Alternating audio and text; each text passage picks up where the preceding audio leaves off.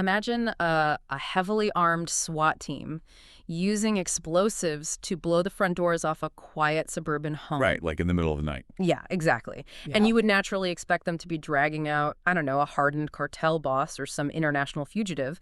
But instead, they're storming the bedroom of a 12-year-old child. Which is just staggering to even visualize. It really is. Welcome in. If you are joining us for this deep dive today, you're likely someone who wants to understand the hidden forces shaping our digital world. Today, we have a mission. A very heavy one, yeah. Yeah. We are unpacking a highly necessary, albeit really chilling, investigation by the Dutch news outlet De Telegraaf. We're going to decode the mechanics of a rapidly growing online phenomenon known as comm groups or community groups. Good. Our goal for you today is to understand exactly how the darkest corners of the internet are literally weaponizing children and to figure out what this means for the future of digital safety. And we're going to navigate this without getting totally paralyzed by the darkness of it, because to fight something, you really have to understand the machinery behind it. Absolutely. We are looking at a landscape where the traditional boundaries of offline and online danger have just completely collapsed. Right? Mhm. Mechanisms of radicalization have evolved, Yeah. and the victims and the perpetrators are younger than anything we've ever really seen before. Okay, let's unpack this, because what truly astonished me reading through this source material was the sheer extremity of the details. Like, we aren't just talking about intense cyberbullying or, kids being cruel in a gaming lobby. No, not at all. We are talking about children being actively coerced into putting family pets into blenders. We're talking about kids being manipulated into carving symbols into their own skin. It's horrifying. You read those details and your brain immediately wants to reject it as just like random chaotic sadism by a few disturbed individuals. Right, and it's a completely natural reaction to want to look away from that kind of imagery. But what's fascinating here is when you analyze the architecture of these groups, this isn't random sadism at all. It is a highly structured, incredibly calculated psychological trap. Like an actual system. Exactly. These comm groups operate with a terrifying level of systemic organization. They aren't just chaotic chat rooms. They're carefully engineered psychological ecosystems designed to methodically dismantle a child's empathy and reconstruct it around extreme violence. I want to break down how that ecosystem actually functions, starting with the groups themselves. The investigations have identified specific networks with names like 764 and No Lives Matter. And the acts they demand a child perform just to prove their loyalty are staggering. There is this practice called animal crushing, where kids are instructed to stomp on mice or dogs, and the moderators will specifically demand they wear heels to make the suffering worse. Which is just, incredibly dark. And it doesn't stop there. There's organized sexual abuse, often involving the victim's own siblings, and those self-harm symbols I mentioned earlier. The moderators instruct the victims to carve specific usernames into their own thighs, explicitly demanding they use dull knives to maximize the physical pain. I mean, it's a total hijacking of a child's bodily autonomy. And this hijacking, it's being orchestrated by individuals who are older than the victims, but still remarkably young themselves, which it speaks to a generational shift in how digital trauma is inflicted. Take the case of a 23-year-old from Hoofddorp named Mert A., who operated heavily in these spaces. Right, and the language he used with his victims was just bizarre. It almost read like a glitching cult leader. He would use phrases like, I am a God-dose blessings girl, right before instructing a victim that they chose to thighs yourself, constantly reminding them that he wanted the process to hurt. Yeah. It's coherent enough to manipulate, but disconnected enough from normal human speech to feel entirely alien. Precisely. It creates this insular alternative reality for the victim. Yes. And then you look at figures like Justin Bay from Eindhoven, who is currently being prosecuted for leading a terrorist organization strictly through his moderation of one of these comm groups. Wait, I have to push back on that classification for a second, because I think a lot of people listening would share my initial confusion there. It's so easy to write these guys off as just pathetic internet trolls living in basements, exerting the only power they have. Prosecuting a chat room moderator as a literal terrorist seems like a massive leap. How does the justice system even make that connection? Well, it seems like a leap until you really dissect the underlying philosophy driving these specific networks. They are deeply structurally nihilistic. I mean, if you look at traditional terrorist organizations, they use violence as a means to an end, right? To achieve a political, territorial, or religious goal. Right. In these groups, the violence is the point. There's no deeper meaning. There's no manifesto for a better world. It is violence for the sake of violence, and it's elevated to an almost religious status. And the glorification aspect is just wild. These kids are actively worshiping older tragedies, specifically the Columbine school shooting. And that is a crucial psychological mechanism. You have children glorifying a massacre that happened in the 1990s, years before they were even born. Right, yeah. But for these groups, Columbine functions as a twisted foundational mythology. It provides a blueprint for infamy. The moderators use that historical event to inspire and radicalize vulnerable kids today, basically promising them that same level of dark immortality if they follow instructions. Wow. So if violence is the only goal and the demands are that extreme, it raises the most terrifying question of this entire depth dive. How on earth do they get normal kids to actually do this? Yeah. Knowing what these groups do is one thing, but the actual mechanics of the manipulation is where the true danger lies. Yeah, the recruitment funnel is where the sophistication of these networks really shows itself, and it relies heavily on exploiting everyday digital infrastructure. They don't start out by asking a child to commit a horrific act. They begin in places that feel entirely safe and innocent to a kid. Yeah, the source mentioned they're operating on platforms like Discord, Snapchat, Telegram, and remarkably, Roblox. I mean, Roblox is a game designed specifically for young children. It is.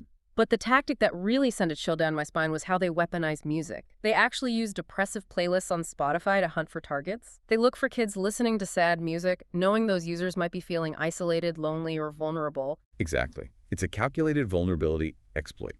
They identify the isolation, they make contact, and they offer a sense of belonging. And once that connection is established, the escalation begins. The escalation process reminds me of the algorithmic drift of a YouTube autoplay queue. You know how you can start out watching a basic video about a video game strategy, and if you just let the algorithm run, 20 videos later, it's quietly walked you into extreme political radicalization. The pipeline effect. Right. It feels like they're doing exactly that, but manually, walking kids step by step into human violence. That's an excellent analogy. Yeah. The environment provides constant praise and validation for pushing boundaries. Like, it begins with something that feels edgy but relatively minor, say being dared to throw a brick through a window. When the child does it, they're flooded with digital approval. They belong. And then it just ramps up. Yeah, the demands slowly, systematically escalate. I mean, it is entirely gamified. It's exactly like a digital gang initiation, but layered with the mechanics of a role-playing game. These kids are literally given points for random stabbings on the street. Right. They're assigned a target, they carry out the violence, and they get points to level up their status in the chat room. They aren't doing this for money or gift cards or real-world rewards. They're doing it for digital clout among a group of anonymous avatars. If we connect this to the bigger picture, that gamification completely overrides the child's natural empathy. The brain's reward centers are hijacked by these point systems.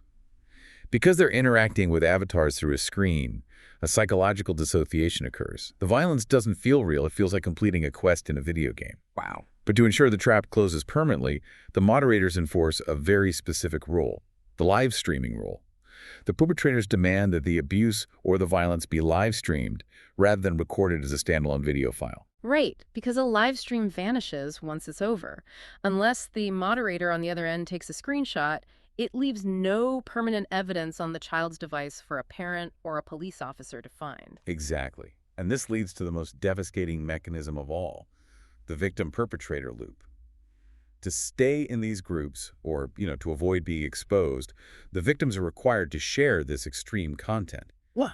By forcing the victim to participate in the abuse of others or to create abusive content of themselves, the group effectively turns the victim into a perpetrator. Which operates as the ultimate form of blackmail. Once you do one horrific thing on camera, they own you. Precisely. The child is now bound to the group through immense shared guilt and the terror of being exposed. They can't go to their parents, and they certainly can't go to the police because they themselves have committed severe crimes on camera. What makes this so chilling is that this isn't just a few bad actors stumbling into a working formula. I was completely floored to learn about the existence of the handbooks. Oh, the handbooks are terrifying. There are literal written manuals circulating in the dark web detailing exactly how to systematically groom kids.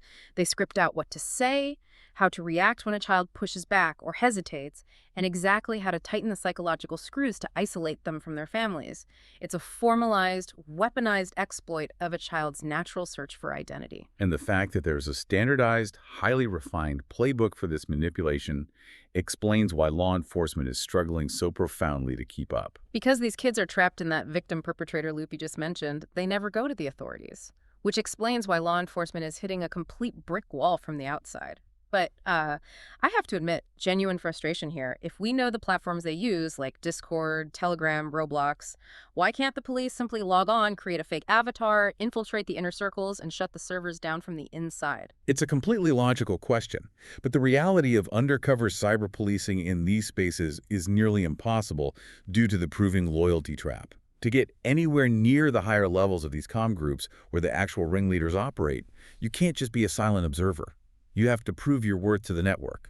Meaning you have to participate. Yes, you have to supply continuous, increasingly extreme, and highly illegal content. Which creates an impenetrable barrier because police legally and ethically cannot commit acts of severe violence or child abuse just to maintain a cover identity. They are completely locked out of the inner sanctum. They are, and compounded with that is the demographic hurdle. As one prosecutor investigating these networks noted in the source, to these kids, anyone over the age of 15 is essentially a technological fossil. A fossil, wow. That really puts the technological gap into perspective. It does. These kids operate with a native fluency in digital obfuscation. They exclusively use English in the chats to mask their country of origin. They constantly use virtual private networks, VPNs, to bounce their internet traffic all over the globe, hiding their true physical locations. The authorities are essentially hunting ghosts who are 5 steps ahead of them. And the human toll on the investigators who actually do manage to seize evidence is just staggering. The videos these kids produce are so unspeakably gruesome that police departments have strictly limited how many minutes their reviewers are allowed to watch per shift. I mean, it is a direct fast track to severe PTSD. It destroys the people trying to stop it. It really does. And when they finally do break through and make an arrest, the reality of who they are arresting creates a massive systemic crisis. Authorities recently arrested a 12-year-old boy in Rotterdam. Internationally, they are seeing suspects as young as 7 or 8 years old. Here's where it gets really interesting, though. What do you even do with a 12-year-old who is simultaneously a victim of severe, handbook-driven brainwashing and a perpetrator of horrific, violent crimes? You've pinpointed the exact crisis facing the justice and mental health systems globally. Like the Dutch Mental Health Services, the GGZ, they are dealing with a completely new paradigm. They're entirely unequipped for this. Traditional juvenile delinquency usually involved kids acting out due to environmental factors, poverty, or peer pressure in their physical neighborhoods. Right. Here, you have children whose developing brains have been fundamentally rewired by a constant bombardment of extreme digital imagery. They've been entirely desensitized to human empathy. You cannot simply put a 12-year-old in a traditional juvenile detention center for this and expect them to rehabilitate, because they're as much a victim of psychological torture as they are a violent offender. If that wasn't terrifying enough, this psychological vulnerability isn't staying contained within these isolated, nihilistic comm groups. This grooming architecture, these handbooks, have essentially been open source. They've been beta tested on these platforms, and now they're being weaponized by much bigger, much deadlier players. Yes. The methodologies pioneered by internet trolls have been adopted by organized crime and state actors. Traditional criminal organizations, like drug cartels, are now using platforms like Telegram to bypass their usual street-level recruitment networks entirely. Yeah, the source mentioned they are actively recruiting Swedish teenagers to travel to Amsterdam to carry out assassinations. Exactly. The leap in escalation is what shocks me. Historically, a kid entering a life of crime started small, maybe snatching a purse or stealing a scooter. It was opportunistic, low-level street crime. Now, because of this digital gamification, they're skipping the petty crime entirely. Their first offense is jumping straight to carrying out international contract killings and handling heavy explosives. And state-sponsored terror networks are utilizing the exact same social media funnels. Countries like Iran and Russia are using these precise tactics to recruit highly impressionable youth to execute terrorist attacks across Europe. The example that completely blew my mind was the recent terror plot at a synagogue in the Netherlands. The police intercepted the plot and arrested the kids involved. And these were highly educated high schoolers. They were AVO and VWO students. Right, the advanced academic tracks. Exactly. They weren't marginalized dropouts. Yet they were so entirely disconnected from physical reality and historical context that they didn't even know what a synagogue was. They had no concept of what anti-Semitism meant. They didn't even realize that high-target buildings have security cameras. They were treating a real-world terror attack like a side quest in a video game, handed to them by an anonymous avatar. It perfectly illustrates the total disconnect between the digital radicalization and the ethical consequences of their actions.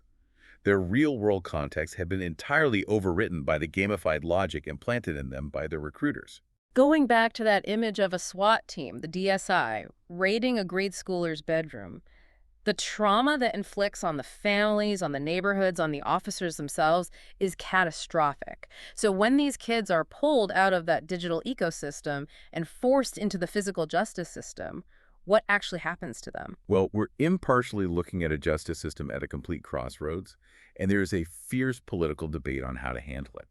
The previous government cabinet in the Netherlands believed the answer was straightforward, that they needed to increase the legal sentences for minors to combat this extreme escalation in crime. Okay, that makes sense on paper. Right, but the current cabinet has reversed that stance. They argue that the data shows harsher sentences for minors simply do not reduce recidivism in these specific cases. Traditional punishment models are failing because they don't address the root cause, the digital psychological rewiring of how these children are being weaponized in the first place. If law enforcement is hitting a brick wall trying to infiltrate, and the justice system is completely divided on how to punish or rehabilitate, it feels like the front line of defense ultimately falls right back onto the parents and onto the tech platforms hosting this content. If you're a parent listening to this, your first instinct is probably to just grab your kid's iPad and throw it straight out the window. Totally understandable. But before we get to the parents, let's look at the tech companies. I find it infuriating. If we know they're using these specific platforms, why can't we force these tech giants to pull the plug on these servers? The frustrating reality is that these major tech companies largely look the other way. I mean, if law enforcement comes to them with a specific, legally binding warrant for a specific user, they'll comply. But they actively avoid taking proactive, systemic responsibility for the fact that their platform architectures and algorithms are actively facilitating this grooming at scale. And local laws don't fix the problem. You can't just ban an app in one country and call it a day. No, absolutely not. As anyone who has traveled knows, anyone with a VPN can bypass local restrictions with the click of a button. You just tell your computer you're in another country. Therefore, local legislation is basically useless against a borderless digital network. You need strict international regulations and heavy unified sanctions on the tech companies themselves to force compliance. Which leaves the parents holding the bag while the slow wheels of international law turn. And the debate among parents is agonizing. The source mentions a mother of an 8-year-old who is part of a growing smartphone-free childhood movement, where parents basically pledge to keep smartphones away from their kids throughout elementary school. Which sounds great in theory. Total restriction feels like the safest bet. But as we're seeing, total restriction creates its own set of vulnerabilities. If you ban technology entirely until they are, say, 14, you run the massive risk of them lacking basic digital literacy in a world that absolutely requires it. But if you give it to them early, it's like handing a child $100,000 in cash and telling them to manage it themselves. Their brains simply aren't developed enough to handle the sheer volume and danger of the internet. Plus, even if you ban it at home, they can go to a friend's house and instantly have access to an iPad with YouTube and Roblox anyway. How does a 40-something boomer teacher even begin to give a prevention class to a kid who is 5 steps ahead of them on Discord? Well, this raises an important question regarding where the burden of responsibility truly lies. Yes, parents need to be far more vigilant. They have to look over their kids' shoulders more often. The days of letting a child spend 5 hours alone in their bedroom on a device are just over. Right. But society simply cannot rely solely on exhausted parents to outsmart international terror networks and multi-billion-dollar algorithmic grooming machines. It is an unwinnable arms race for a parent. Tech companies must be forced to treat their platforms as critical societal infrastructure, with the same safety standards we apply to the physical world, not just as unregulated profit engines. We have covered a lot of incredibly dark ground today. To summarize the mechanics we've unpacked, the internet has fundamentally shifted from a place of passive content consumption into an active, gamified behavioral modification machine. We're looking at a digital ecosystem where vulnerable children are identified, groomed using methodical handbooks, sucked into a terrifying victim-perpetrator loop, and weaponized by everyone from nihilistic internet trolls to international drug cartels and state-sponsored terror groups. The justice system is totally unequipped for brains that have been rewired this way, meaning the absolute necessity right now is hyperparental awareness and a demand for massive international tech accountability. It is a daunting reality. Yeah. And to leave you with one final thought to mull over, something that builds on the mechanisms we've discussed today. We've talked extensively about the human handbooks used to groom these children, the manual labor of a moderator, typing out scripted manipulation. Right. But consider the very near future. What happens when these dark networks start integrating advanced conversational AI? If an entirely automated, tireless AI is trained on these exact grooming handbooks to specifically analyze and manipulate a child's psychological profile 24 hours a day, 7 days a week, with perfect patience and algorithmic precision, how will a parent or a police officer ever be able to spot the trap before it springs? Wow. That is a terrifying but incredibly vital question to ask as we look toward the future of digital safety. We want to thank you for joining us on this intense but absolutely necessary deep dive today. Keep your eyes open, keep talking to the kids in your life, and always keep questioning the digital world around you. Until next time.